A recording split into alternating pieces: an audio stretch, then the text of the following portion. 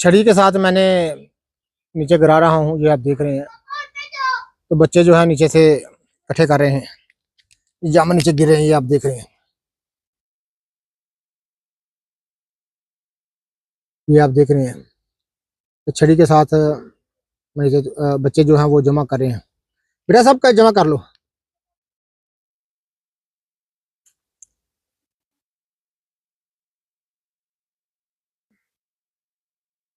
सब जमा कर लो।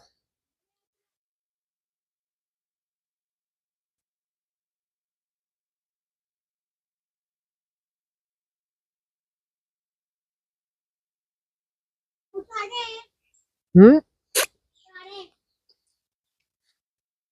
ये आप देख रहे हैं, डेरे की छत पर भी बहुत ज्यादा जामुन पड़े हुए हैं, लेकिन इनको धोने के बगैर नहीं खाने चाहिए।